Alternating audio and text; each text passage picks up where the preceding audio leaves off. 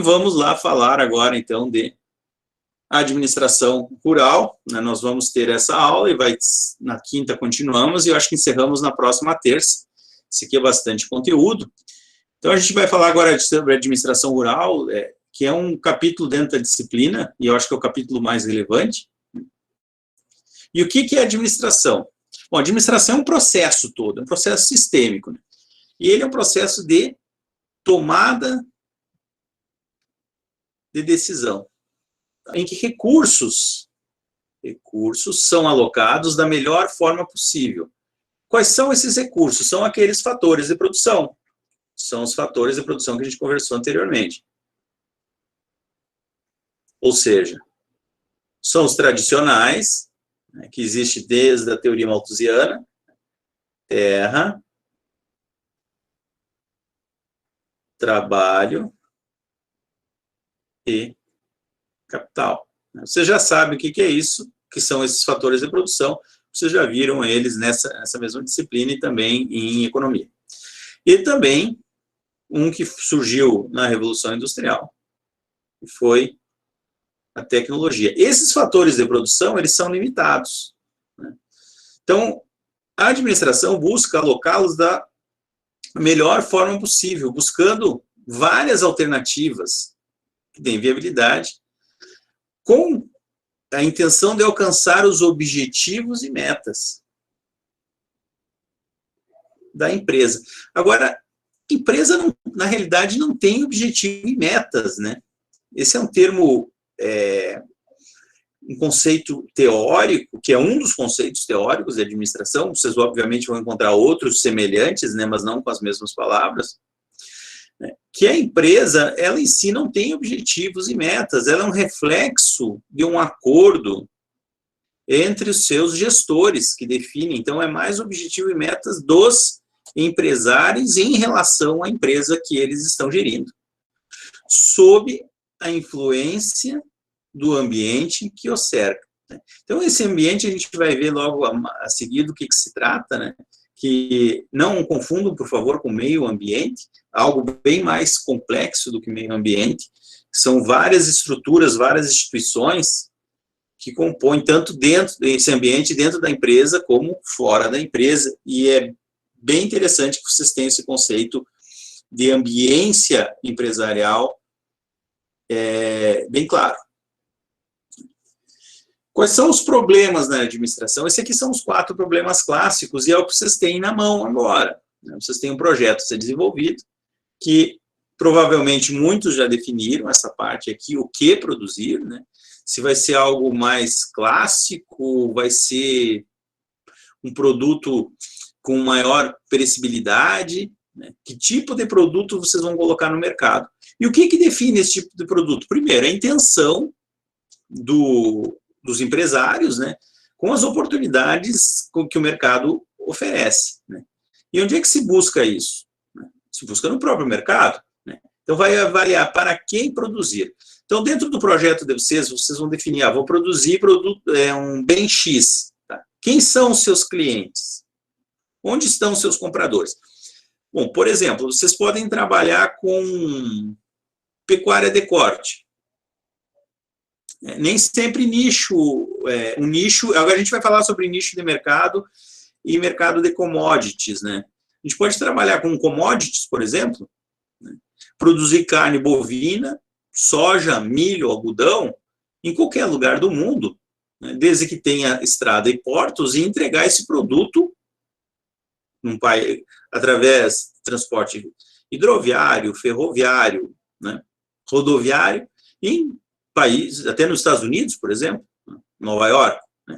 Agora, se nós formos trabalhar com produtos perecíveis, né, com hortifrutis, nós temos que ter esse produto localizado perto do mercado consumidor. Então, vocês podem montar a empresa de vocês em qualquer lugar do Brasil, tá? Eu defino o Brasil como um ambiente, porque, caso contrário, a gente teria que estudar particularidades de outros países e ficaria mais complexo. Então, o mercado, a localização para a produção é no Brasil, mas o mercado, para ser comercializado, vocês podem colocar em qualquer lugar. Nós vamos produzir Mel, como já teve um trabalho excelente que eu peguei uma vez, um trabalho bem sustentado na parte ambiental, social e econômica, e tinha o propósito de vender mel para a Europa. E era para ser produzido aqui no sertão nordestino. Um trabalho excelente. Né? Então, localização da produção. O que produzir, aonde localizar, né? Para quem produzir, onde vai se localizar esse mercado, quanto vai produzir. Esse fator aqui, esse problema, ele é limitado, então, em função dos fatores de produção e também em relação ao mercado consumidor. Então, às vezes não adianta ter dinheiro suficiente, mas o mercado consumidor não tem capacidade de absorver todo o produto. Vamos pegar um exemplo. Vocês montarem uma horta de 10 hectares e instalarem ela a 40 quilômetros da capital paulista, 40 quilômetros de São Paulo. Então, 10, 20, 30 hectares é possível, sim, que vocês tenham condições de escoar toda essa demanda. Agora, vamos fazer o mesmo. Eu tenho dinheiro para fazer em São Paulo, mas o dinheiro é o mesmo, dá para fazer em Bom Jesus, ou em Currais, em Palmeiras? Dá, com certeza dá. Mas será que o mercado consumidor vai conseguir absorver todo esse produto? Será que a estratégia que eu utilizar vai ser a mesma? Provavelmente não. Então, o quanto produzir vai estar relacionado à disponibilidade dos fatores de produção e à capacidade do mercado consumidor. Como produzir? O como produzir vai estar associado ao nicho de mercado, digamos que eu esteja definindo um nicho para quem eu vou produzir. Então, a forma de produção tem que estar associada a isso. Eu quero produzir um produto orgânico para vender num grande centro consumidor com alto poder aquisitivo nos bairros nobres. Então, você vai ter que produzir de forma orgânica. Bom, eu quero produzir soja para exportação. O seu mercado consumidor exige que seja orgânico? Não, não exige. Então, o seu modelo de produção pode ser outro. Não, o meu mercado exige produção orgânica. Então, se eu como produzir, vai ser diferente. Então, esse é o nicho que eu tinha me referido antes, né, que a gente define a concorrência. Como é que eu posso competir? Então, o Porter já dizia que a gente pode competir por preço, então oferecendo um produto padronizado a um preço mais baixo, ou a gente pode diferenciar o produto, buscando um nicho de mercado. Então, a gente poderia aqui usar como exemplo o que falamos agora há pouco, a produção de orgânicos. A produção de orgânicos ainda é nicho de mercado no Brasil e na maior parte do mundo. Tá? Então, é uma forma de diferenciar o produto. Eu não tenho como competir em escala com a produção de algodão da Bahia. O preço de produção deles é muito mais baixo. Eu só tenho condições de produzir 10 hectares, e 10 hectares um produtor lá nem começa. O que eu vou fazer, então? Vou produzir um algodão orgânico, que se é o que eu quero produzir algodão, ou aqueles algodões coloridos, para atingir um nicho de mercado que paga um preço diferenciado por esse produto. Então, isso é um produto de nicho, que é uma diferenciação para competir, ou eu posso, então, ter ganhos de economia de escala, que foi o que nós conversamos numa das nossas aulas, né, para reduzir o custo variável, o custo total médio, e competir por preço, então, tendo escalas de produção. É o que as grandes empresas costumam fazer. A gente pode pegar o exemplo, pessoal. Alguém aqui já ouviu falar na Ambev? É o seguinte, a Ambev, ela, nos últimos anos, ela resolveu se dedicar à competição por preço, né, dominar o mercado, né, porque ela tem capital para isso, então expandir o mercado até onde os órgãos reguladores permitem, né, e posteriormente ter uma penetração de mercado muito maior dentro de um perfil de consumidor que buscava preço baixo. Então, ela estava competindo, por exemplo, com a Kaiser, né, oferecendo um produto de boa qualidade, com preço um pouco mais alto, mais competitivo, e outras indústrias também. Só que aí surge feita a aquisição pela Heineken, né, da Kaiser, e a Heineken começa a trazer produto diferenciado. Então, buscando um nicho de mercado que exigia um produto com mais qualidade e com um preço também competitivo. Com o passar dos anos, esse nicho foi se tornando cada vez maior, essas pessoas foram influenciando outras, um aumento do poder aquisitivo da população, as pessoas passaram a ver a cerveja como um produto que não estava somente relacionado a preço. Então, para quem lembra das elasticidades, né, elasticidade de preço, elasticidade de renda, né, como um bem não tão superior, mas mais como um bem normal, e isso favoreceu o crescimento das micro cervejarias no Brasil, tirando muito do mercado da Ambev. Hoje a Ambev está bem atrás nas cervejas de puro malte, está tentando recuperar mercado, e com o capital que ela tem é possível que consiga. Mas ela ficou bem atrás nas empresas de produto diferenciado, e essa perda de mercado da Ambev comprometeu o seu lucro, ela continua sendo lucrativa, mas comprometeu de forma significativa o lucro. Os problemas da tomada, definir quais são os objetivos e metas, né, que devem ser alcançados. Existe uma metodologia para isso, né? Mas o essencial é que esses objetivos e metas sejam feitos de forma plausível. Ou seja, que seja possível de ser executado. É muito melhor uma meta acanhada, que você consiga superá-la, do que uma meta ambiciosa que você não consiga alcançar. Então, a frustração acaba sendo maior. A sua expectativa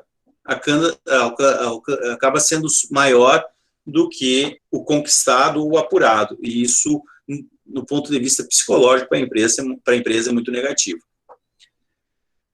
Quantidade limitada de recursos. Vocês estão hoje com uma limitação de 250 milhões de reais para desenvolver o projeto. É bastante dinheiro, mas já vi vários grupos estourarem o orçamento. E isso me abre agora uma pergunta. Gente, dependendo do projeto para o agro, né, o mínimo é 100 milhões. Vocês podem ter uma liquidez corrente de 2, no máximo 3 vezes, tá? Uma liquidez corrente de máximo 2 ou 3, ou 2, 3 vezes a quantidade de ativos, né, circulantes em relação aos seus passivos circulantes. Isso significa dizer o quê? Se uma empresa tem lá o seu custo contábil anual de 1 milhão, vocês podem ter em caixa, isso é uma determinação que eu estou fazendo, tá? No máximo, 3 milhões. Que 1 milhão vai servir para pagar essa dívida e sobram ainda 2 milhões de reais. Então, esse seria o limite. O ideal é que a empresa tenha aí uma liquidez corrente de 2 ou 3. Né? Tem empresas que têm mais, mas isso não é comum, viu? Principalmente empresas que estão iniciando, ter essa liquidez corrente de 2 ou 3. Mas como vocês têm dinheiro suficiente, eu recomendo que vocês busquem uma liquidez corrente de 2 ou de 3. Alguns ramos do mercado, esse valor de 3 é muito elevado. Principalmente como nós estamos vivendo agora, com uma taxa de juros baixa, um pouco mais de 2%, né, que o mercado está oferecendo. Se for deduzir imposto de renda, nem isso sobra. Então, uma liquidez corrente muito elevada assim, tira a capacidade de competir. Não é de competição, mas a empresa poderia ser muito mais competitiva se estivesse com esse dinheiro na produção. Né? Embora agora o mercado esteja um pouco averso ao risco, né, por causa da pandemia. E as várias alternativas dos recursos na busca dos alcances, dos objetivos, que foi que nós conversamos no início da aula, ali no segundo slide. Objetivos do investidor ou do empresário para colocar uma empresa. Então, quando vocês forem um dia prestar um projeto de consultoria, vocês vão ter que fazer algumas entrevistas para o futuro empresário, para o empresário. E uma é entender o que ele pretende ter de objetivo com aquela empresa. Não só objetivo para a empresa, mas com um objetivo pessoal, para você fazer um planejamento que se ajuste às expectativas que ele espera em torno do negócio, em torno da vida que ele quer levar em razão daquele negócio. O mais comum que a gente pensa é em maximização de lucro ou retorno. O empresário quer ganhar cada vez mais. Dependente do tipo de empresário, pode ser que sim, mas nem todos. Existem outros objetivos que podem estar envolvidos. Você vai lá e faz um projeto onde maximiza o máximo de ganho e o empresário te pergunta, mas esse projeto é sustentável do ponto de vista ambiental? Eu disse, não, aí você está pedindo demais. Bom, então eu prefiro ganhar menos, né, e ter uma melhor imagem da minha empresa no mercado, no longo prazo, do que ter esse retorno elevado agora. Então, talvez para aquele empresário, no momento, não seja maximizar lucro ou retorno. Pode ser também o aumento da riqueza líquida da empresa, ou seja, o aumento do patrimônio líquido. Isso seria aumento dos ativos em relação aos passivos, né? O que é o patrimônio líquido da empresa? São os ativos menos os passivos. A gente já tinha falado sobre isso. O que são os ativos? São os bens e direitos da empresa. Que são os passivos, são os deveres da empresa para com terceiros. Então, são compromissos que ela tem a saldar com empregados, com o governo, né, em forma de impostos, com seus fornecedores. Né? E os ativos é o que ela tem de ativos de capital fixo e também de circulante. Né? Produtos em estoque, dinheiro para receber, são seus ativos. Controle de um negócio maior, às vezes é somente expandir a empresa, e isso pode ser que reduza o lucro por unidade, mas aumenta os ganhos em função dos ganhos da economia de escala. Alguns períodos, como o que a gente está vivendo agora, é evitar baixos retornos e perdas. Tem alguns objetivos, tem alguns empresários que compram terras para ter ganho imobiliário.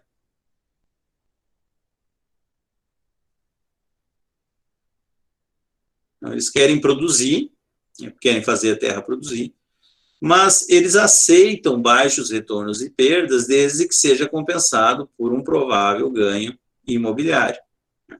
Eu quero colocar uma terra para produzir e vender em 5 anos. Em 5 anos, o payback, pela projeção do payback, ele não se paga, mas tudo bem. Então, faz um projeto para diminuir os retornos, né, os baixos retornos e as perdas, mas que me favoreça em ganhos imobiliários.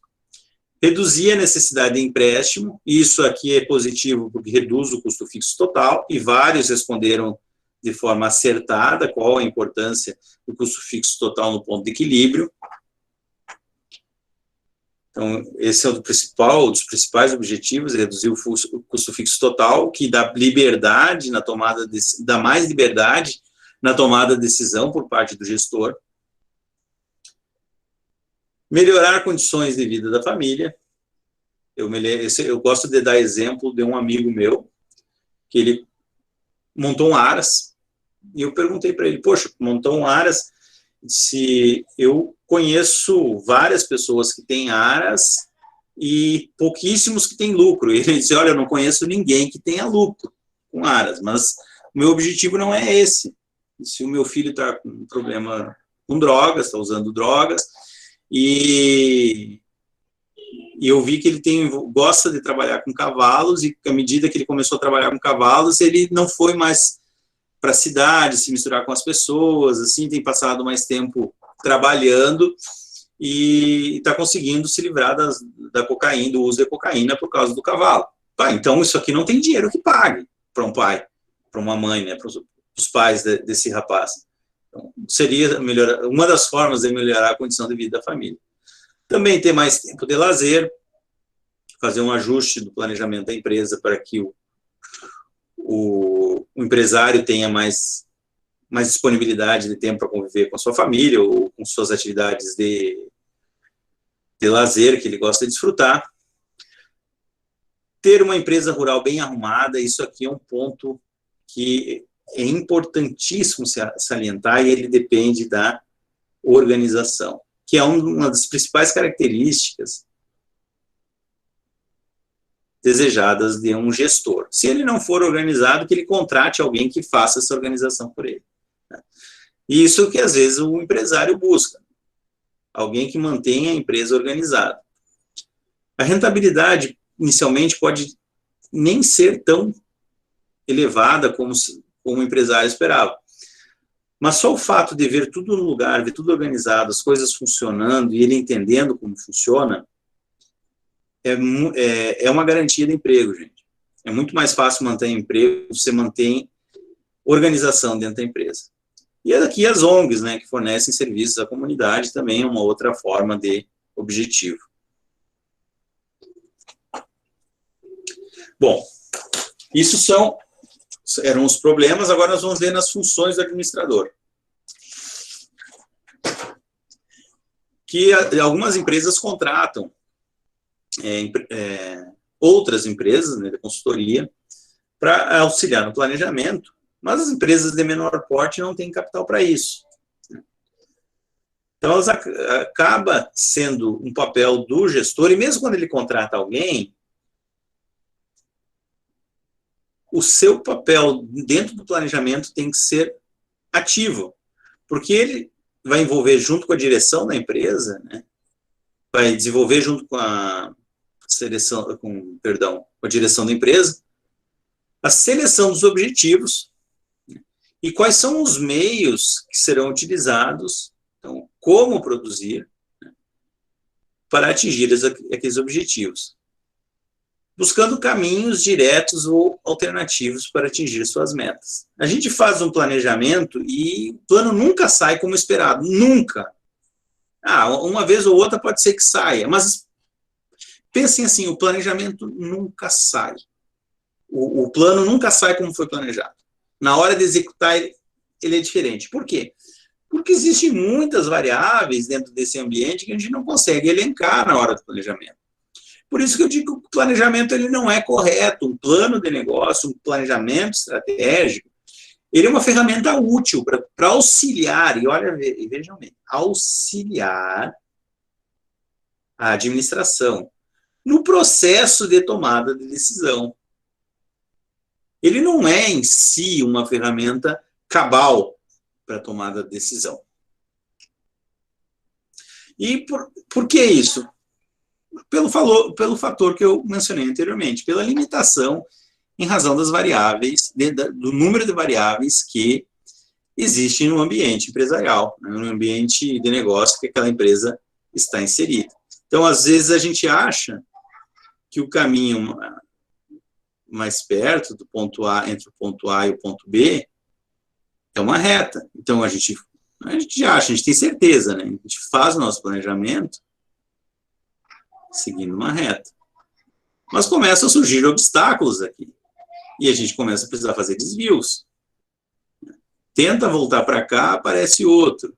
E passa para cá. Então, quando a gente vê,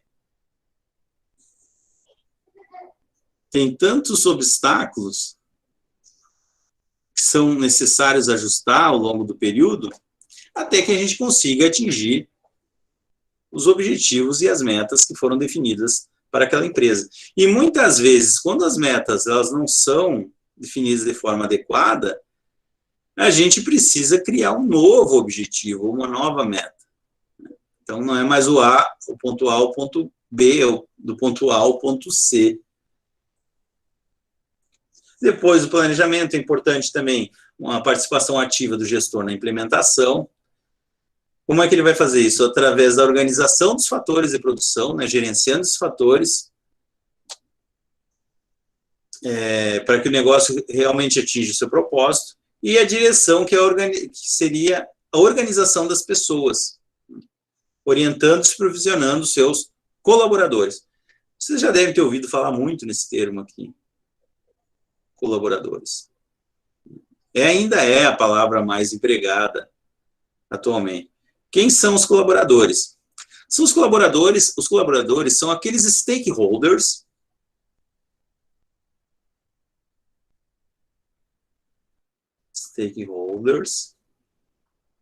que trabalham na empresa, colaborando para a conquista dos seus objetivos e o cumprimento da missão da empresa.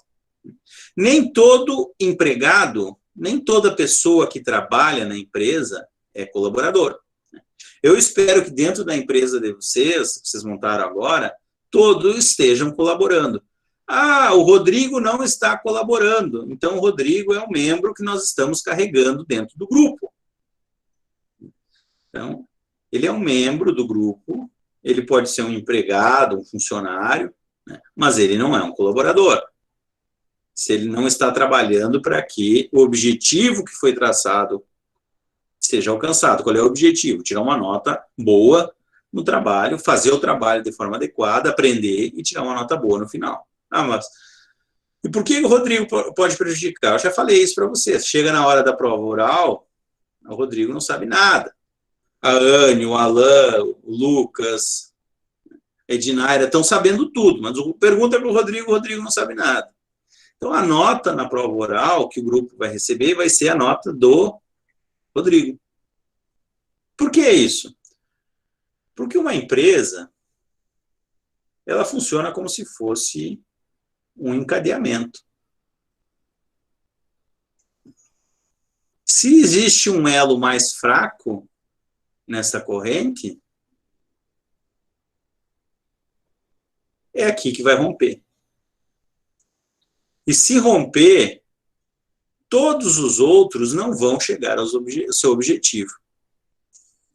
Qual é o papel, então, do gestor, neste caso, na direção? É identificar esse gargalo, identificar esse elo fraco e trabalhar para fortalecê-lo. Aí vocês vão perguntar,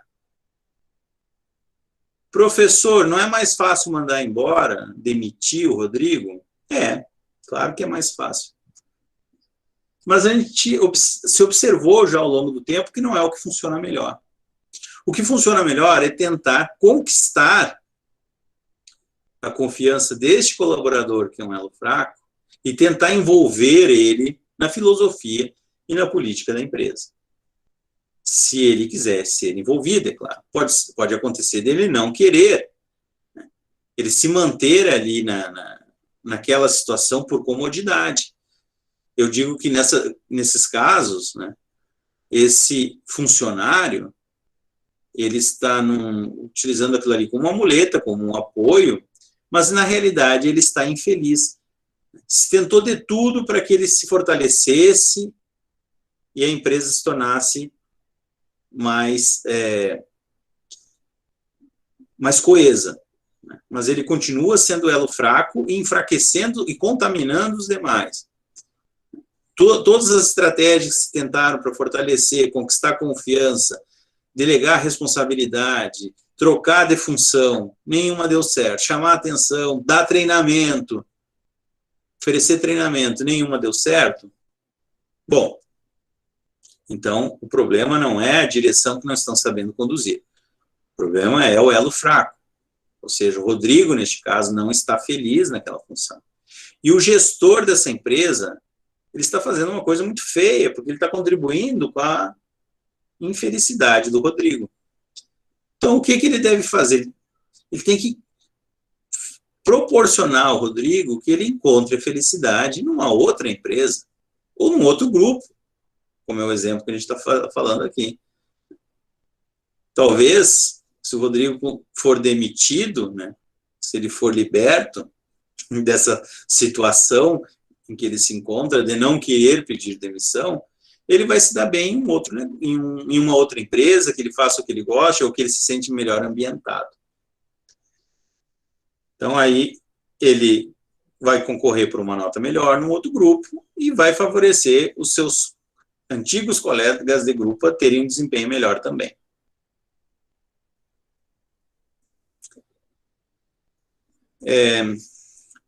E, por fim, né, nas funções do administrador, é trabalhar em métodos de controle. O que são os métodos de controle?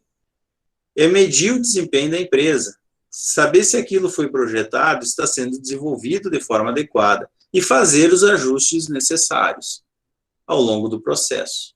Então, existem várias ferramentas de desempenho. Hoje, as empresas têm várias ferramentas de TI.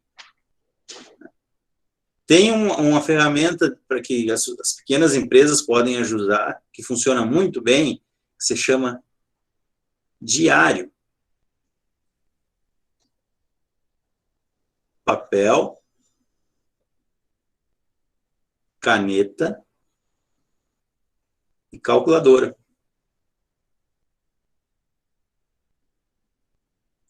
E essa pode ser sua ferramenta de tecnologia de informação. Diário, papel, caneta e calculadora.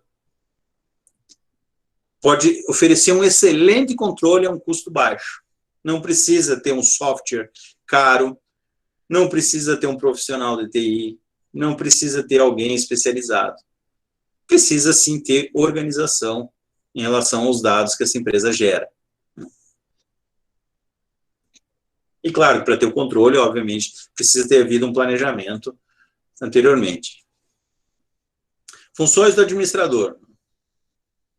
Conhecer profundamente sua empresa.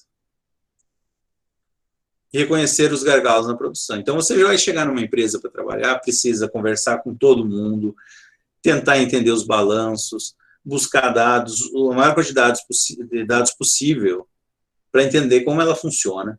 Conhecer as regras do mercado, isso a gente aprende com o tempo, né? Conhecer os custos e conhecer os seus colaboradores. Bom, isso me leva a uma outra questão que eu gosto de destacar nas minhas aulas, é de que quando a gente se forma e sai procurar emprego, a gente sai com várias expectativas. Uma que a gente acha que sabe menos do que sabe. Tá? É que vocês, na realidade, quando se formam, não tiveram oportunidade de exercitar tudo aquilo. Então, mas está lá. Tudo aquilo que vocês estudaram, que vocês realmente estudaram, está em algum lugar. E ele vai ser acessado na hora necessária. Né? Ah, o Rodrigo colou do Alan o tempo todo. Tá bom, aí o Rodrigo vai ter um certo problema no futuro, mas porque ele não vai ter esse acesso antes. Esse preço vai ser cobrado no futuro. Né? Em algum momento isso vai ter um custo.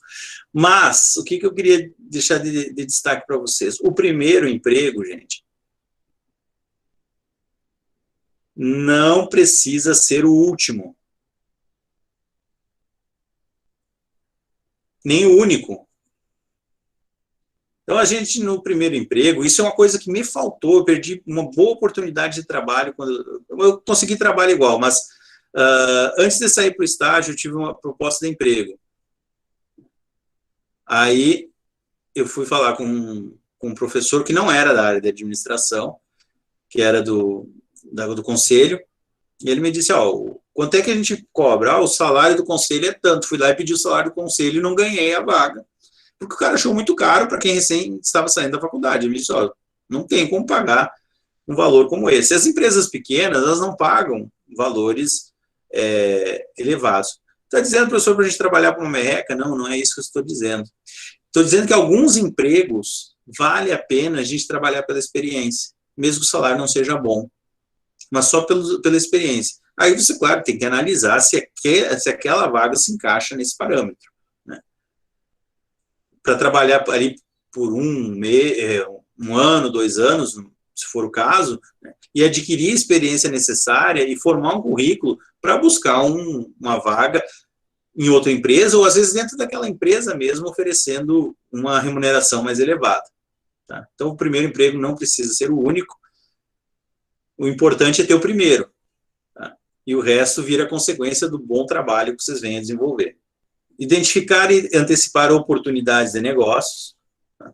Isso é algo que se adquire também com o tempo, embora eu conheça pessoas que têm isso nato, e é impressionante, eles conseguem ver oportunidades onde ninguém mais vê. E sempre buscar inovação e qualidade total. Bom, o bom administrador é aquele que é organizado, eu já falei isso anteriormente com vocês, toma decisões racionais, mas não é todo mundo que toma decisão racional. Não, a gente toma muita decisão no impulso. É impressionante a quantidade de decisões que a gente toma por impulso. Eu li um livro uma vez que o cara disse que não fazia nenhum negócio sem consultar o sócio dele. O sócio dele era um gato e um travesseiro. Ou seja, as nossas decisões, as melhores decisões, elas são tomadas com calma. Elas não são tomadas de forma assodada, de forma apressada. E isso é importante em psicologia de venda. Aqueles que forem trabalhar com venda, vocês vão aprender essa técnica de que uma venda, para ser garantida, ela tem que ser fechada imediatamente, né?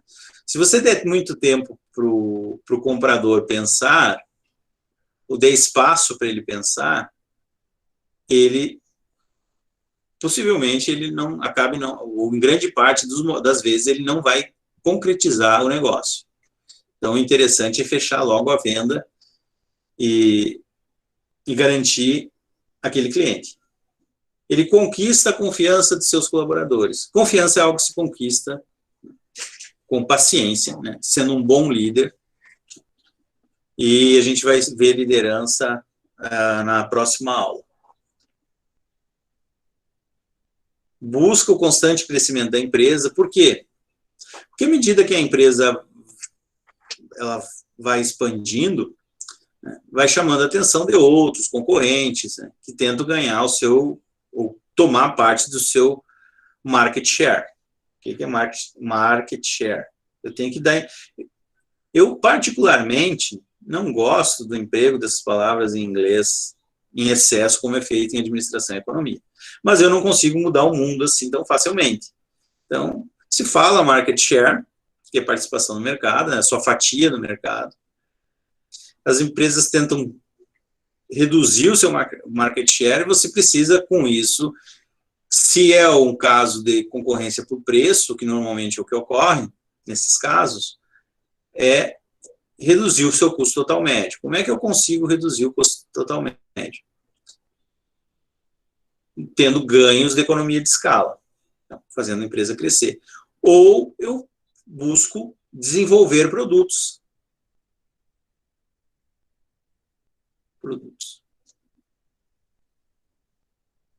Fazer o desenvolvimento de produtos para buscar diferenciação.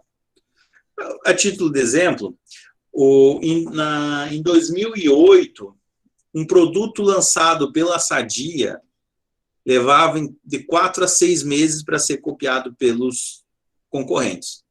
Hoje, esse período deve ser bem menor. Então, uma empresa que trabalha com diferenciação e tem operações em grande escala, ela tem uma grande despesa, um grande investimento com pesquisa e desenvolvimento, para poder estar sempre buscando diferenciação. Então, vocês não vão ver, dificilmente vocês vão ver um frango da Sadia, um frango da Seara no mercado, como a gente vê dos frigoríficos pequenos.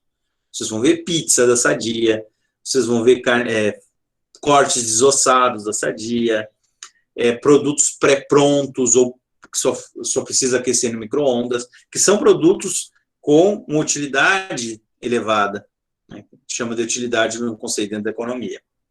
São produtos que já foram diferenciados, não estão dentro da vala comum, como se fala de maneira corriqueira, né? E tem aí, como falou o Alain, maior valor agregado percebido pelos clientes. E ele precisa ser percebido. Às vezes você pega um produto da Seara e da Sadia, que é idêntico, só que o preço é 5%, 10% mais elevado na Sadia. Por quê?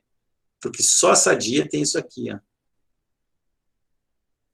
SS vale mais do que todos os ativos fixos da Sadia juntos. Se a Seara pudesse comprar SS aqui, com certeza ela compraria. Marfrig, ou outras empresas de carne sonham em ter esse S aqui.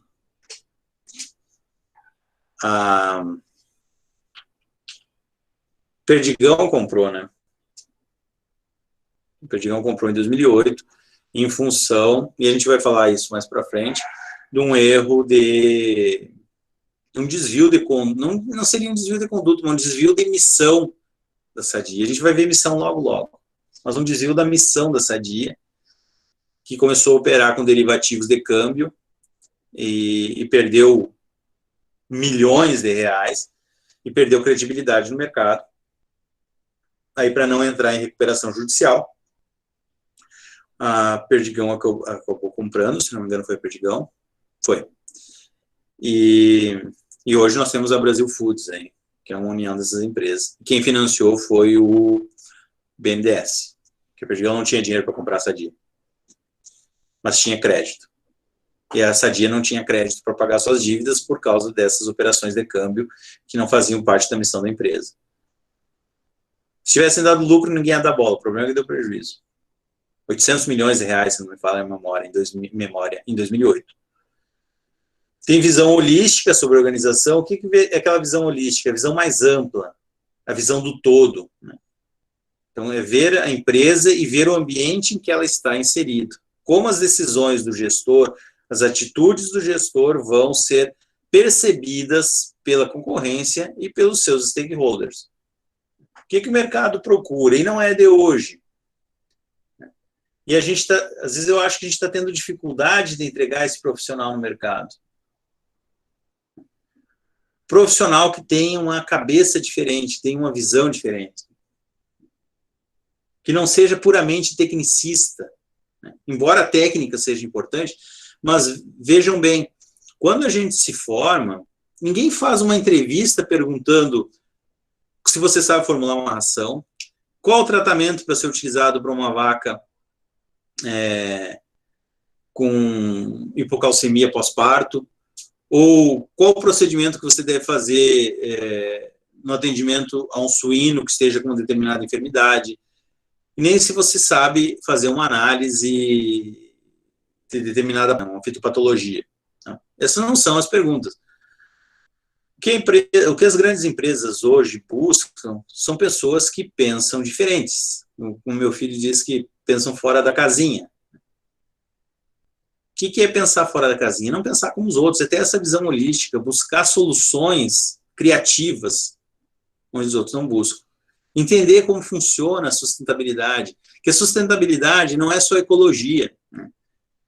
Tem ecochato que quer trabalhar em empresa, e desculpe a brincadeira do ecochato, mas tem ecochato que acha que uma empresa sustentável é uma empresa que só trabalha pelo bem do meio ambiente. Não, e não é assim.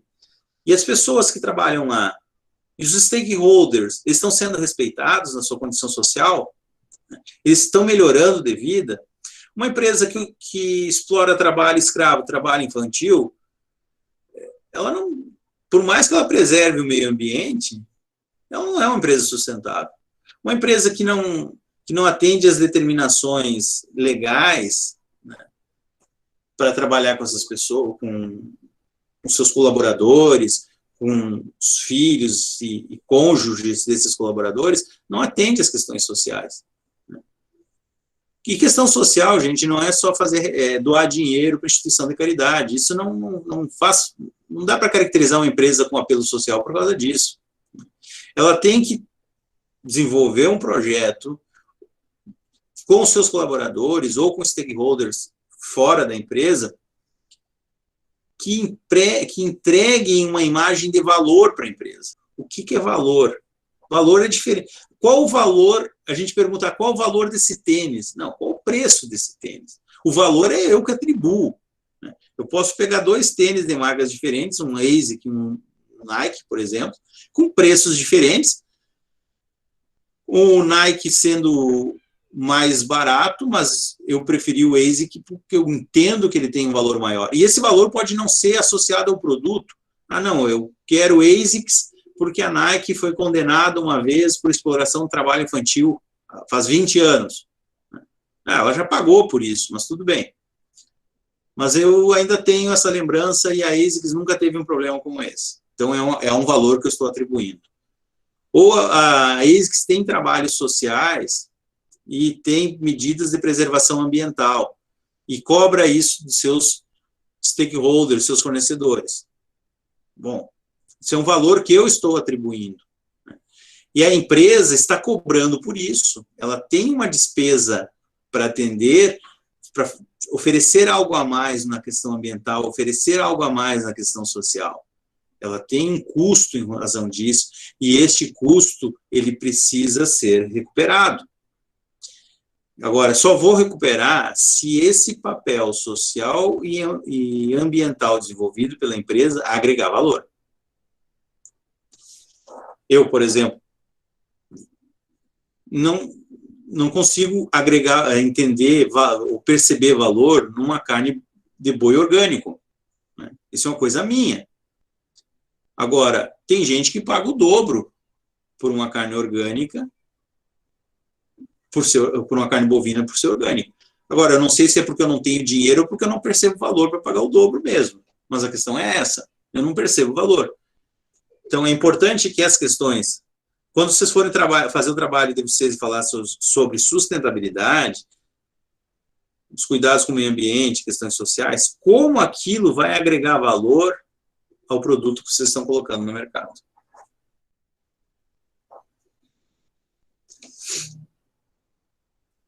Análise do ambiente.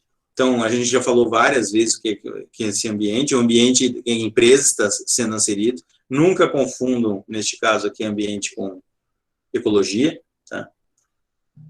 Avaliar o comportamento do ambiente que a empresa está inserida e identificar os sinalizadores das mudanças. E com esses sinalizadores das mudanças, vocês vão poder entender quais são as oportunidades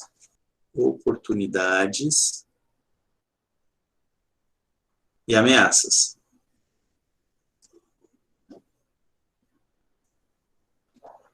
Esses são os sinalizadores das mudanças.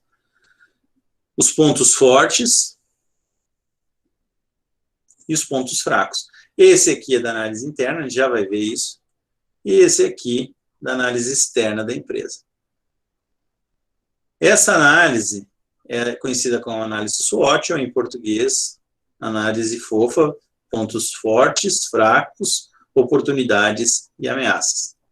Ela não é uma coisa nova, então vejam aqui, ó, essa metodologia de avaliação de SWOT, embora tivesse uma perspectiva diferente, ela é de 500 anos, é do general Sun Tzu, no livro A Arte da Guerra. Quem tiver a oportunidade de ler, leia. Esse livro vocês encontram em PDF fácil no Google. Então, uma das mensagens do livro, né, tem várias, mas aqui que eu selecionei para mostrar para vocês. Concentre-se nos pontos fortes, reconheça as fraquezas, agarre as oportunidades e proteja-se contra as ameaças. Vocês vão ver que as ameaças elas são mais impactantes quando estão relacionadas às fraquezas da empresa, e as oportunidades podem ser aproveitadas ressaltando os pontos fortes da empresa. Então, reconhecer as fraquezas é importante. Quando a gente vai fazer uma entrevista, infelizmente a gente não tem condições de fazer esse semestre, né? Uma rodada de entrevistas para vocês verem como funciona entrevista de emprego. Mas é comum se perguntar quais são as suas qualidades, suas virtudes, né, e seus principais defeitos. Normalmente a gente quer passar uma imagem positiva e acaba não pensando bem a respeito das nossas fraquezas. Claro, se você chegar no seu ponto forte, o ponto forte é que eu sou bastante dedicado ao trabalho. E um ponto fraco, durmo demais, perco a hora, chego atrasado, também não vai fazer isso, vai jogar fora a oportunidade de emprego. Né? Mas o importante você tem essas fraquezas, dorme demais, mas por quê? Tem problema de sono, tem que procurar ajuda. Chega atrasado, às vezes pode ser um problema que você não tem um controle, pode ser ou é o local onde você mora, e precisa fazer uma organização para que isso não se perpetue. Então, reconhecer essas fraquezas e poder trabalhar para superá-las, para que elas não estejam expostas às ameaças do ambiente. Então, aqui um esquema do que seria um ambiente, aqui de uma forma bem simplificada, né? Uma empresa em que está inserida uma empresa rural, né? Então, dentro desse ambiente, em volta desse ambiente aqui tem governo, tem concorrentes,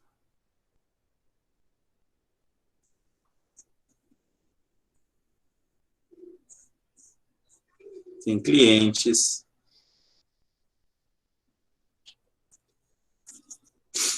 tem fornecedores,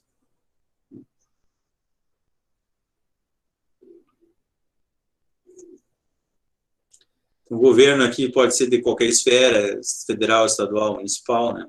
E a empresa rural, ou uma empresa qualquer, ela tem a disponibilidade de seus recursos, tem seus objetivos, e unindo esses dois, em relação ao ambiente em que ela está inserido, condições de tomar uma decisão, né? Essa decisão, ela tem que ser apoiada pelo desenvolvimento adequado das funções administrativas e, se possível, um sistema de informação. E esse sistema de informação não quer dizer que seja necessariamente computadorizado, como eu falei anteriormente, mas que forneça informações que deem suporte para uma decisão mais racional. Como a gente faz a análise desse ambiente? Então, em inglês é chamado de PESTEL. Eu fiz uma adaptação para português para pastel, mas eu já vi agora, recentemente, que eles estão utilizando PESTEL, mudando o ambiental por ecológico. Então, política, uma análise da política, do ambiente, ou análise das questões ecológicas, sociocultural, tecnológica, econômica e legal. Elas estão separadas, mas nem sempre dissociadas, né? Aqui é só por uma questão didática que elas estão separadas, mas a gente pode relacionar várias delas, né? Dificilmente uma questão política ela vai estar dissociada da questão ambiental e dissociada da questão legal. Eu gosto de usar como exemplo os conhecidos meus, que eles herdaram do pai, 2 irmãos, herdaram do pai uma empresa de extração de areia no Rio.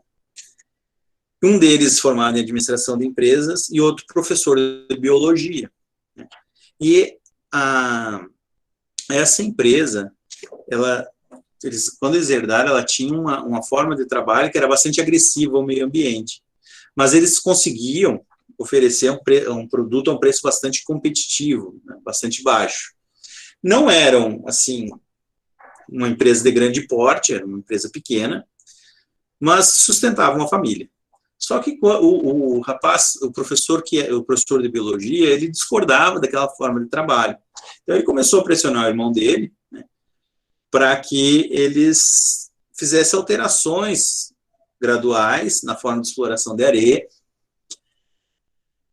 para que ela não fosse tão agressiva ao meio ambiente ou fosse o menos impactante possível. E eles, aos poucos, foram fazendo ajustes, e esse rapaz, como ele era muito ligado à política, ele descobriu que na Assembleia Legislativa do Rio Grande do Sul estava tramitando um projeto de lei que iria definir uma legislação própria para a exploração de areia no Estado. E ele foi buscar informações, leu a lei, avaliou as possibilidades de ser aprovada, e eles acabaram implementando tudo que a lei iria exigir no futuro dentro do modelo de negócio deles. Bom, passou um tempo, né, eles fizeram um investimento bastante substancial para o tamanho da empresa, a lei foi aprovada. Foi aprovada, e deu-se um tempo para adequação, que foi muito curto, pouquíssimas empresas conseguiram se adequar, na região onde eles trabalhavam, nenhuma, a não ser eles, que já estavam adequados. E eles fizeram o que qualquer empresário faria. O que vocês acham que eles fizeram? Lançaram mão da única alternativa que o empresário tem numa hora como essa. Denunciaram todos os concorrentes. denunciaram a Secretaria do Meio Ambiente do Estado. Assim, eles eliminaram a concorrência. Eles fizeram várias denúncias, né, para a Secretaria do Meio Ambiente. Sim, denunciaram, porque os outros, eles investiram para se ajustar à lei. Os outros não, isso é concorrência desleal. Então, quem não está dentro da lei, outlaw,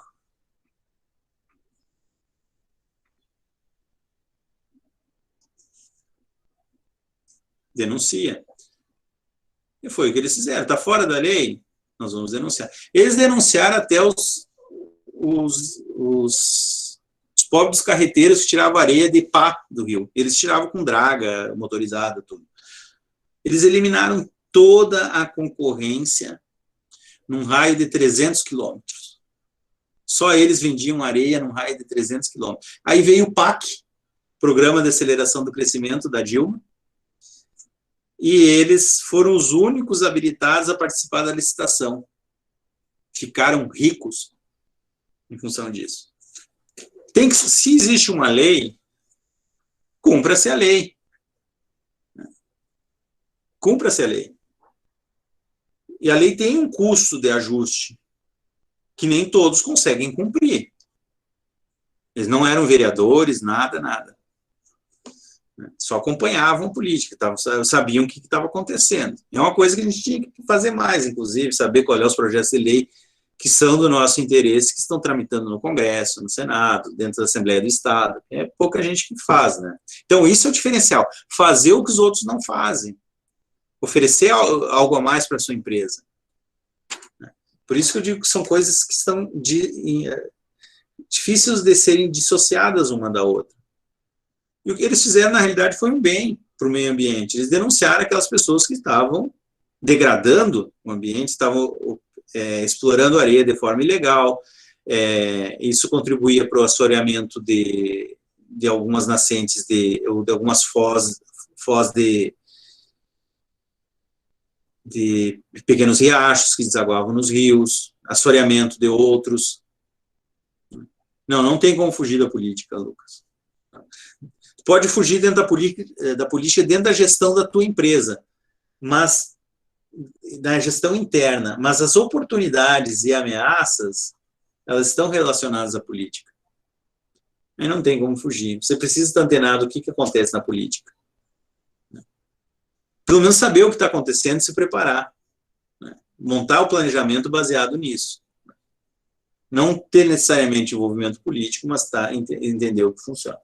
Então, eles ficaram ricos em função disso, né, porque eles eram a única empresa no raio de 300 quilômetros que estava adequada. Tinham que trabalhar em turnos de 24 horas, 7 dias por semana, para poder entregar todas as encomendas que eles tinham recebido, tanto do governo como das construtoras de prédios, casas, que trabalham toda aquela região. Então, não é só sorte, né? É trabalho também. Se eles não tivessem feito essa adequação, não teriam tido essa oportunidade. E para lembrar vocês que que o mundo dos negócios, ele não é uma terra de mocinhos. Não é um ambiente tranquilo, ele é um ambiente hostil, e que tem muito bandido, né? E nem sempre, não é às vezes bandido no mau sentido, né? Mas, ou seja, tem pessoas que dentro da lei usam todos os artifícios para se colocar na melhor forma possível dentro do mercado. Quem gosta de cinema e gosta de filme de Quentin Tarantino, vai ver que dificilmente tem alguém que seja santo no filme de Tarantino. No mercado também não tem. O mundo dos negócios é um mundo extremamente competitivo, que você precisa agir com ética, né? É uma obrigação moral, né? Trabalhar com ética, respeitar a lei, mas também saber tomar proveito dos meandros da lei. Esse é o mundo real, gente. Aí você vai pensar, tá, mas na questão social, eles prejudicaram as pessoas que viviam da exploração manual de areia. Mas a lei definiu, foram eles que definiram a lei. Foi o povo, representado pelos seus deputados, que definiu a lei dessa forma. E isso aí, e a lei foi criada para preservar o meio ambiente. Então, foi um bem coletivo acima do bem individual. Que às vezes a gente esquece que isso é importante também. Né? A liberdade individual é importante, mas o bem coletivo deve preponderar. Que vocês conseguem observar o que está acontecendo com esse senhor aqui? Provavelmente quem está no celular, não. Esse aqui é um senhor cego. Eu adoro esse slide. Esse é um senhor cego. Que ele está aqui com um cajado, né, uma bengala, e um machado. Vocês acham que ele tem algum objetivo aqui? Qual seria o objetivo dele? Aqui tem um monte de peru em volta dele. Qual será o objetivo dele? O objetivo dele não é matar um peru. Né? O objetivo dele pode ser fazer uma ceia de Natal, pode ser matar fome, mas não é matar um peru. Porque matar o peru é uma meta. Está quantificado, né? É uma meta de curto prazo. O objetivo é algo mais amplo, a gente vai ver isso depois. O objetivo é algo mais amplo do que algo imediato. Né? Então, ele tem um objetivo, que pode ser preparar uma ceia de Natal, pode ser matar sua fome, ou preparar um jantar para sua família, e, para isso, ele precisa cumprir uma meta para atingir esse objetivo. Uma meta é capturar um peru desses e matar o peru, né? Para que ele possa vir a se alimentar e atender o seu objetivo. Só que as coisas não saem sempre, ou a maioria das vezes, 80% das vezes não saem como planejado. Tem aqui, os perus aprenderam outra língua, né? Tem um mugindo, outro balindo, outro cacarejando, outro berrando, outro latindo. Então, se ele se direciona somente pelo ouvido, ele vai encontrar dificuldades e vai precisar montar uma estratégia para compensar esse obstáculo que se colocou entre ele e seu objetivo. Né? Então, talvez agora a meta de curto prazo dele seja desenvolver mais o sentido do olfato para poder identificar onde estão os perus. Né? Porque esses perus aqui são muito espertos, né? Esse slide eu gosto dele porque ele passa duas mensagens. A primeira é que em função das nossas limitações, o planejamento ele não costuma sair como foi montado, né? O plano precisa ser ajustado ao longo do seu desenvolvimento. E a outra é que se você não falar pelo menos duas línguas, está morto. Foi o caso dos perus aí que tiveram que aprender uma nova língua. E a visão holística do gestor da empresa rural, que é ver a empresa de fora. Né? Não só ter aquele olhar interno do que acontece dentro da porteira, mas estar atento a tudo que acontece em volta. Né? Naquele macroambiente político, ambiental, sociocultural, tecnológico, econômico e legal. Vocês procurarem Pestel no Google e administração,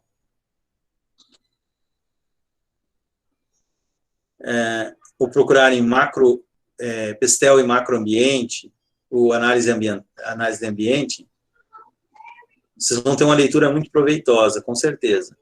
Vale a pena ler sobre esses ambientes aqui, eu não vou me aprofundar, porque não é o objetivo da disciplina, mas vocês vão ter uma leitura bastante proveitosa. Então, as funções do administrador é pensar como fazendeiro clássico, né, atávico, bucólico, né, ou como empresário rural. Tem gente que não gosta de ser chamado de empresário rural. Esse dia até um amigo me falou que se sentiu meio constrangido que chamaram ele de empresário rural. Mas ele é um empresário rural, embora seja dono de uma fazenda, que faz gestão de uma empresa rural. O termo de fazendeiro não é inadequado, né? Mas é interessante se a gente puder utilizar uma forma de diferenciar um do outro. Que tem uma visão mais ampla, uma visão da empresa, de sua fazenda, ou o fazendeiro clássico, né, que vê aquilo como um modo de vida. Então, como o administrador deve ver uma empresa? Ver com o coração, né, ou com o cérebro focado sempre em ganho financeiro? Eu gosto desses slides e figuras aqui, né, porque a gente às vezes pensa que é com o coração, né, quase ninguém responde com o coração, né? Mas o coração pode ser um coração apaixonado por dinheiro, e o cérebro pode ser o cérebro do Homer Simpson, só o tamanho. Então, na realidade, o que se deve buscar é o equilíbrio, né? Entre o retorno e o trabalho que a empresa precisa desenvolver e aquilo que ela vai oferecer para a sociedade como um todo. É o que a gente vai estudar depois, quando a gente vê, daqui a pouquinho, quando a gente falar sobre missão da empresa.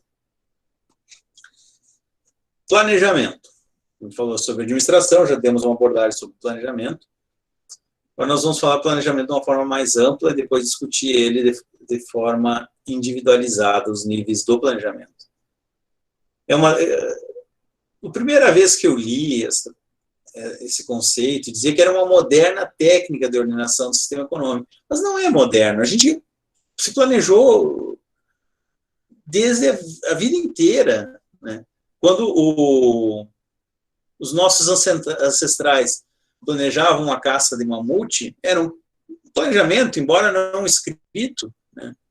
Um sistema econômico muito mais simples, mas era um sistema econômico, era um sistema de trocas, né?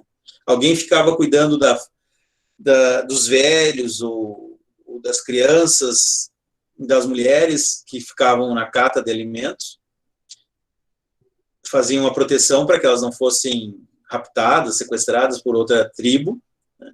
E com isso era recompensado de forma econômica, de forma com carne ou couro, ou outro tipo de produto, né? Mas já havia um planejamento das ações que precisavam ser feitas dentro da tribo. Então, não é algo moderno. Eu acabei tirando a palavra moderna porque ela é inadequada. É uma técnica de ordenação do sistema econômico, seja qual for esse sistema econômico, quando se busca uma visão mais ampla do universo ou do ambiente que essa empresa está inserida. Então, é algo que a gente já vem conversando nessa aula há algum tempo. Ele tem como finalidade básica muito o que está relacionado à administração, que é a alocação de recursos da maneira mais eficiente possível. Se não da forma ideal, mas a mais eficiente possível, com o propósito sempre de atingir os objetivos da empresa. E esses objetivos, eles são traçados, baseados na missão da empresa, que a gente vai ver logo. Então, etapas do planejamento e da tomada de decisão racional. Então, se identifica o problema, né? Vocês têm um problema agora, que é desenvolver um projeto até o dia 24 de setembro, né? Então, vocês já identificaram esse problema há algum tempo, já coletaram as informações, já estão identificando as soluções alternativas, e depois se faz a análise de cada uma dessas alternativas. Então, esse é o sequenciamento de uma tomada de decisão dentro do planejamento. O que é essa decisão racional? Bom, a gente tem uma racionalidade limitada, já falei sobre isso com vocês em outra aula. Nós não conseguimos saber todas as variáveis que estão envolvidas no ambiente. Infelizmente, isso é uma ciência social, não é uma ciência exata. O que funcionou para uma empresa X pode não funcionar para a empresa Y do lado. E são vários os fatores que estão envolvidos que vão levar a decisões diferentes. Então, podem servir como referência para apoio na tomada de decisão, mas não como um fato cabal para a tomada de decisão. Não existe uma decisão perfeita, existe uma decisão ótima dentro das possibilidades que foram colocadas. O que limita a racionalidade de uma decisão? para que ela não seja perfeita. As informações disponíveis para análise, que se a gente tiver um modelo muito complexo, vai ser difícil de fazer uma análise cognitiva. Então, nós temos também uma limitação pela capacidade cognitiva para interpretar as informações. Tem pessoas que conseguem administrar melhor, porque têm uma capacidade cognitiva melhor, conseguem perceber melhor, ou ter mais acesso à informação, ou também que são mais experientes, maior experiência do administrador. Então, esses 3 pontos são os determinantes para a limitação de uma decisão perfeita. Eu já fiz aquela brincadeira com vocês do 50 tons de cinza, né? De que o Christian Grey está meio que inadequado naquele papel, um jovem de 20 e poucos anos. Por mais inteligente que ele seja, e mais informações que ele tenha disponibilidade, falta ainda experiência para ser um bilionário. Por isso que a gente vê pouquíssimos bilionários aos 20 e poucos anos. Eu acho que nem o Mark Zuckerberg ficou bilionário com esse período. Bom, se os pais ficaram bilionários trabalhando, não vão entregar a gestão de uma empresa para quem não tem experiência, né? Também não faria sentido. Agora, ia ficar muito estranho se colocasse alguém como Warren Buffett, com 80 anos, no papel de Christian Grey, né? Eu acho que para o enredo da história ficaria terrível. Então, tem que ter essa licença poética de trair alguns dos conceitos da racionalidade limitada.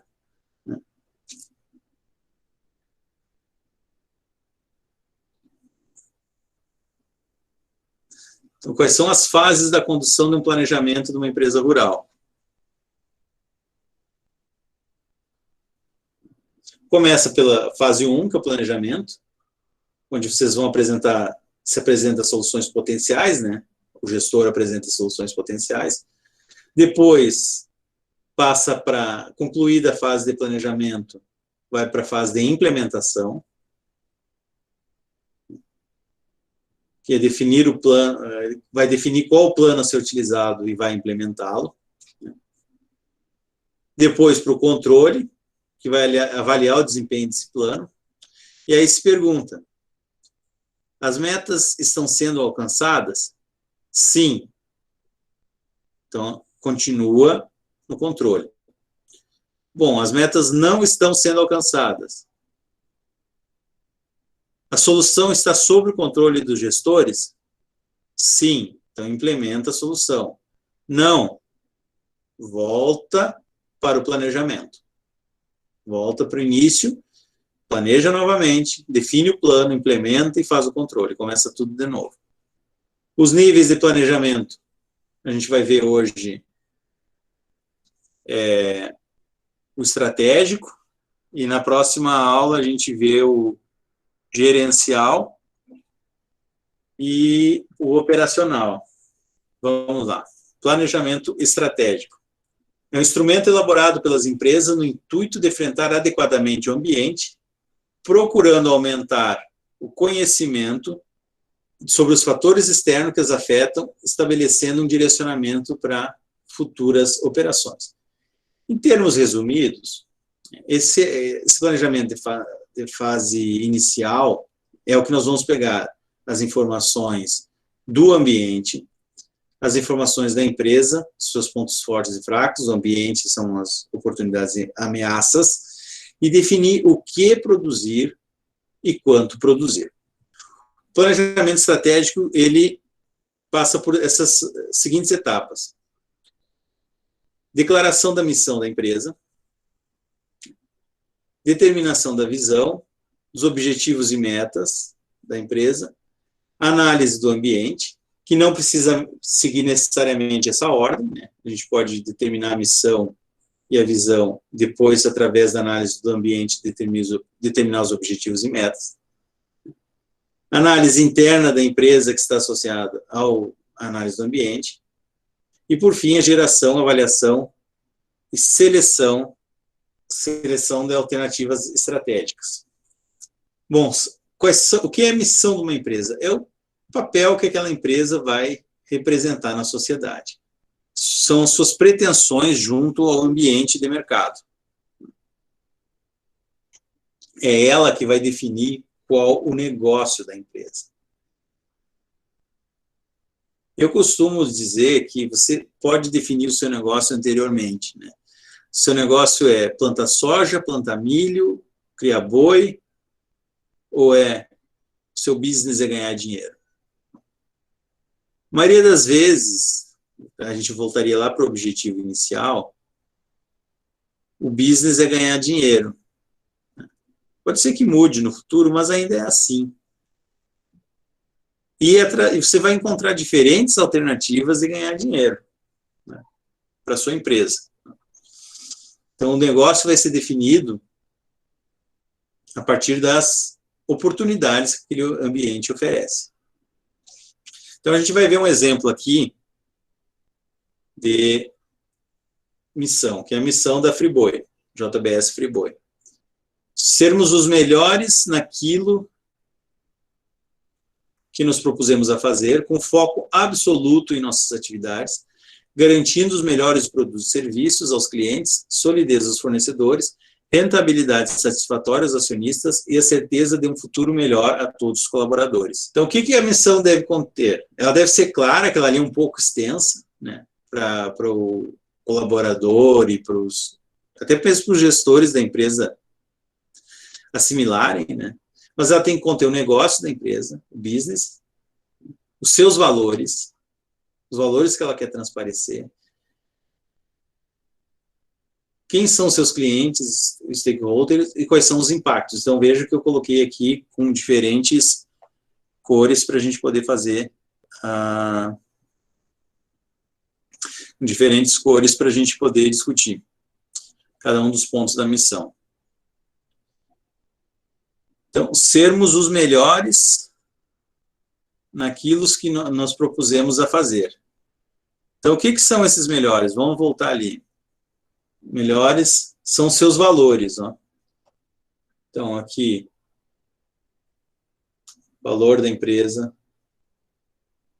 foco absoluto, uma empresa focada é valor, uma empresa que garante resultado, uma empresa que transparece o valor através da garantia de resultados.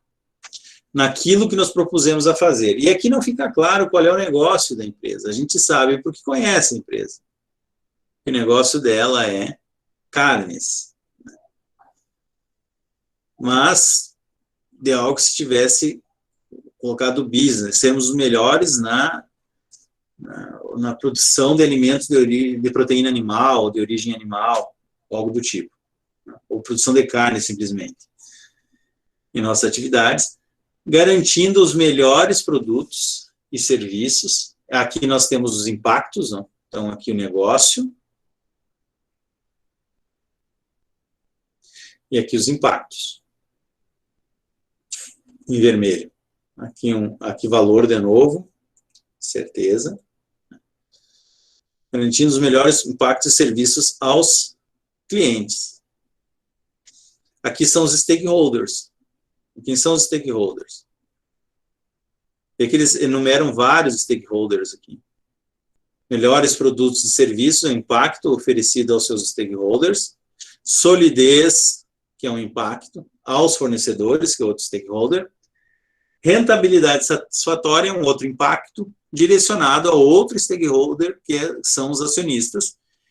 E a certeza, então, reforçando a garantia, né, de um futuro melhor, outro impacto, a todos os colaboradores da empresa, que são outros stakeholders. É uma missão muito bem escrita. Eu acho que o negócio aqui, talvez, quem sou eu, né, mas o negócio aqui poderia ser mais claro, né, embora a gente saiba qual é o negócio da Friboi, porque é uma empresa que o próprio nome já diz, né? Mas o problema é quando não cumpre essa missão, né? Então, inclusive, o fato de, não por não cumprir a missão, né, mas por se desviar da missão, que os principais acionistas do Friboi foram presos, né? O Wesley e o Joesley Batista, eles tiveram perdão dos crimes que eles haviam cometido para poder entregar o o presidente Michel Temer na época.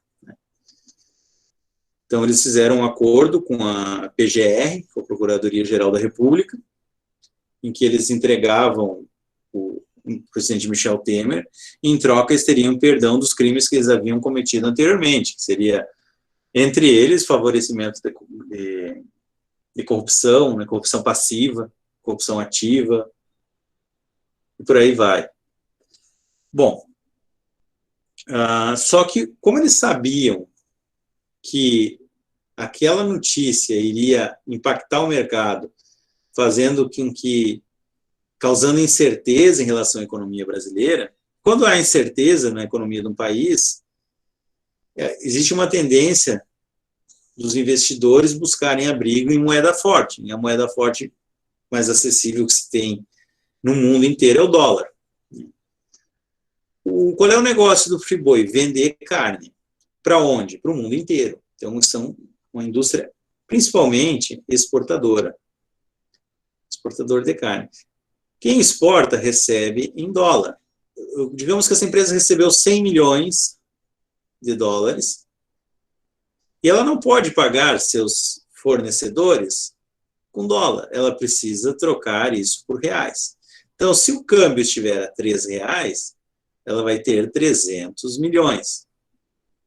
Se o câmbio tiver R$2, ela vai receber 200 milhões. Então, a diferença é significativa. Então, essa empresa ela precisa fazer um hedge cambial, né, um hedge de dólar, para se proteger da queda do dólar. Então, como ela está comprada em dólar, o que seria isso? Ela tem ou terá 100 milhões de dólares. Então, ela vai precisar vender. Como ela não vendeu ainda para receber os reais, a gente costuma dizer que essa empresa está comprada naquele ativo. Ela precisa assumir uma posição inversa no mercado de futuros. Então, ela vai vender dólar no mercado de derivativos, ou seja, vai vender dólar na bolsa. Vai vender 100 milhões de dólares, porque se o dólar cair de R$3 para 2, com essa queda, ela vai ganhar R$1 por dólar, vezes 100 milhões, vai dar 100 milhões de reais. Com os 200 milhões que ela pegou aqui, no final, o cantinho está ruim de escrever, vai dar 300 milhões, que era o objetivo inicial. Então, uma empresa exportadora, ela costuma fazer hedge vendendo dólar. O que eles fizeram? Eles compraram dólar, porque aí ganha na alta. Se o dólar subir, essa empresa está preocupada com o dólar vai subir? Não, se o dólar for para 4, melhor, deixa que suba. Mas é muita coincidência? Não, não é coincidência. Eles compraram dólar uma semana antes de divulgarem a gravação com Temer. E isso fez com que ele tivesse lucro de quase 300 milhões de reais com operação cambial. Isso no Brasil é o uso de informação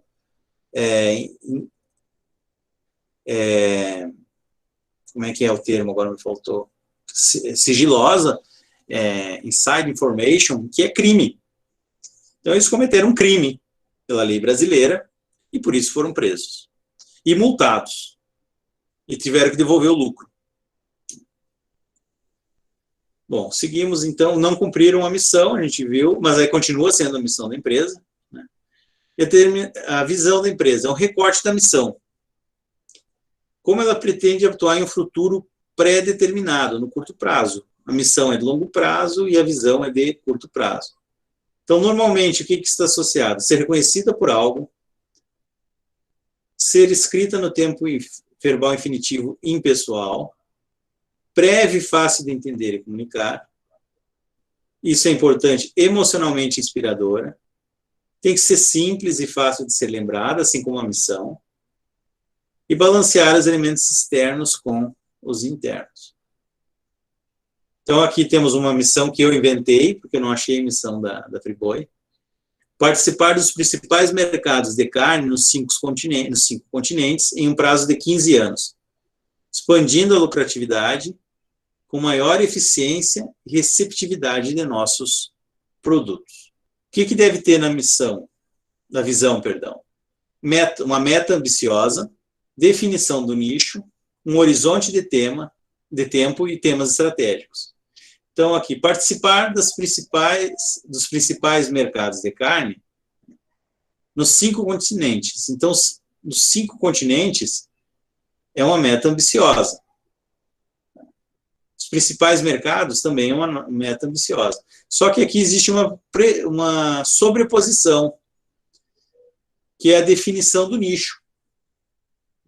Além de ser uma meta ambiciosa, já define o nicho que essa empresa atua, em um prazo de 15 anos. Então, um horizonte de tempo, um prazo de 15 anos, que é uma dos fatores que se devem conter dentro da visão, e temas estratégicos, né, que é lucratividade, eficiência e receptividade dos produtos.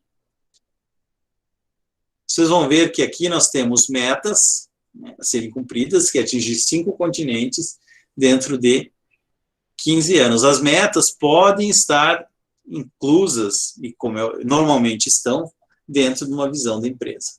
Essa é uma forma de montar a visão de uma empresa, obviamente existem outras. Agora vamos aos objetivos. Como eu falei anteriormente, os objetivos têm que ser pautados pela racionalidade, ou seja, buscar algo que seja plausível de ser desenvolvido. Então, entre eles estão aumento da adequação da produção, redução ao ajuste de custos, verticalização. O que é verticalização, pessoal? Vocês já ouviram falar disso? Nós temos uma cadeia produtiva, vou pegar a cadeia produtiva do boi. Eu gosto de fazer modelo de verticalização com ela, porque foi uma que eu estudei muito. Então, nós temos aqui, na base, os fornecedores de insumos. Cadeia produtiva, vocês já ouviram falar, né? Fornecedores de insumos. São os mais diversos, né? Depois, no encadeamento, tem a produção. Então, seria na fazenda, na empresa rural. Depois, o frigorífico.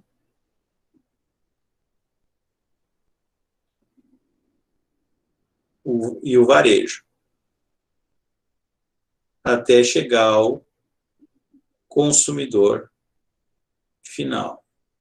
Digamos que a empresa que nós estamos avaliando esteja aqui, ó, em produção. Aí este produtor vê que o frigorífico está ganhando uma boa grana comprando o boi dele. Ele resolve abrir um frigorífico também. Então ele começou a atuar nos 2 elos da cadeia. Então ele verticalizou. Ou ele pode fazer uma ou 2 coisas, ele pode também iniciar a fornecer insumos para terceiros e para ele mesmo, para conseguir um preço mais baixo nos insumos. Então, tem um ganho na compra dos insumos. Quando um dos elos da cadeia começa a atuar em outro, a gente chama de verticalização. É atuar em mais um elo dentro da cadeia produtiva. Diferenciação, a gente já discutiu o que é. Liderança de mercado, né, que a frase já diz tudo, né? E buscar também excelência operacional. Palavras que precisam constar, ou pelo menos estar presentes nos objetivos da empresa, né? Ou pelo menos dentro desse contexto. Aumentar, melhorar, reduzir, aperfeiçoar, fortalecer, expandir. São palavras comuns de aparecer dentro dos objetivos da empresa. Sempre no infinitivo. Buscando melhoria contínua. Aqui, o objetivo já não é mais do Friboi. Procurei agora o objetivo, não encontrei. Seria se tornar a maior e mais competitiva empresa de carnes do mundo. Então, aumentar, melhorar, aqui a gente tem um verbo dentro do infinitivo. Se tornar a maior e mais competitiva empresa de carnes do mundo. Como pretendia fazer isso? Através do cumprimento de suas metas. As metas, então, são uma forma de viabilizar os objetivos. Então, seria adquirir um frigorífico a cada ano, aumentar em 5% o volume de abate e reduzir em 3% os custos operacionais médios anualmente. Então, através dessas metas, atingir esse objetivo e, atingido o objetivo, cumprir a missão da empresa. Então, existe esse encadeamento, que é a missão, a visão, que é um recorte da missão, os objetivos, que visam atender a visão da empresa e a missão, e as metas, que visam atender esses objetivos, que, por conseguinte, vai seguir os passos anteriores. A análise interna da empresa, para poder identificar os pontos fortes e fracos. Então, quais são os recursos financeiros, físicos e materiais, capacidade material humano e administrativa, e a capacidade de obtenção de recursos e necessidade da empresa, e quais são os seus fornecedores. Aqui são os pontos a serem levantados para fazer uma análise SWOT, né? Para geração e seleção de alternativas estratégicas, pontos fortes de uma empresa, pontos fracos, pontos fortes da concorrência, que é a análise do ambiente externo, pontos fracos da concorrência, pontos fortes poderão ser desenvolvidos, pontos fracos a serem minimizados, as ameaças do ambiente e quais são os sinalizadores das mudanças e que mudanças podem ocorrer. Esse aqui é um modelo do Chiavenato e Shapiro, de 2003. É um diagrama de implementação de uma estratégia. Então, o diagnóstico externo, avaliando as oportunidades e ameaças do ambiente, as forças e fragilidades, né, da organização. Então, quais são os fatores chaves de sucesso através das oportunidades que o ambiente oferece à empresa e as competências que essa empresa dispõe, né, em função dos seus pontos fortes. Isso vai levar à criação da estratégia, levando em consideração a responsabilidade social da empresa, seus valores corporativos, culminando com a avaliação da escolha da estratégia, então aqui um diagrama bem mais complexo daquele que eu mostrei anteriormente para vocês, e por fim a implementação dessa estratégia. A gente pode dividir isso numa matriz SWOT, então, no ambiente interno, quais são os pontos fortes, né, quais são as forças, quais são as fraquezas, os pontos fracos dessa empresa, quais são as oportunidades e como essas oportunidades podem ser aproveitadas em razão dos pontos fortes que essa empresa dispõe, quais são as ameaças e como as ameaças podem influenciar essa empresa em razão dos seus pontos fracos. Pessoal, por hoje era isso. Vocês têm um material de leitura suplementar, já nos siga.